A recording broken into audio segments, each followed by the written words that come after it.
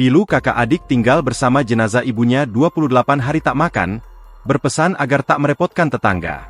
Dua kakak beradik 28 hari tak makan hingga ditemukan lemas di samping jenazah ibunya.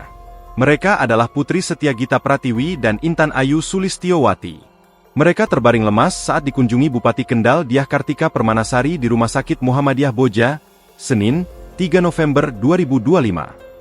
Intan hanya memandang sayu tanpa mampu berkomunikasi, sementara Putri sesekali menjawab pelan pertanyaan Bupati.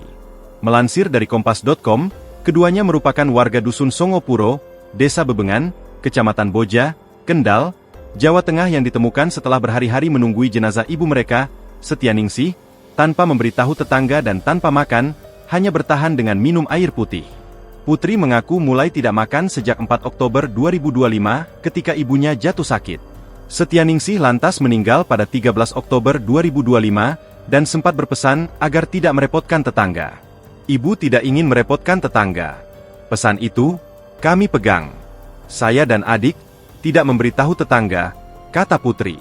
Setelah ibunya meninggal, Putri menutup rapat rumah. Ia dan adiknya tidak keluar membeli makanan dan hanya minum air sumur yang direbus.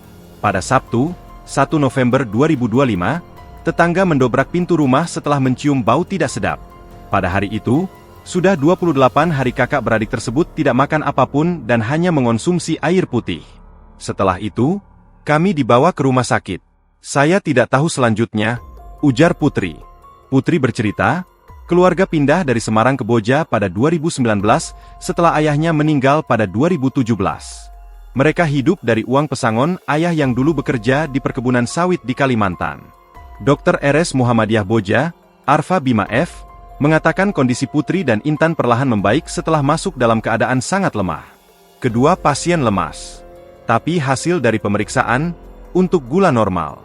Namun kondisinya lemes, dehidrasi, ujar Arfa. Secara psikis, keduanya masih menunjukkan gangguan dan jawaban yang berubah-ubah. Kepala Desa Bebengan, Wastoni, menyebut keluarga tersebut tergolong mampu dan dikenal aktif di masyarakat. Tetangga mulai curiga setelah mencium bau menyengat dan melihat banyak lalat di jendela rumah. Pintunya dikunci dan diganjal dengan kursi, ujar Wastoni. Tetangga kemudian memandikan jenazah, mengurus pemakaman, sementara kedua anak dibawa ke rumah sakit. Download Tribun X sekarang, menghadirkan lokal menjadi Indonesia.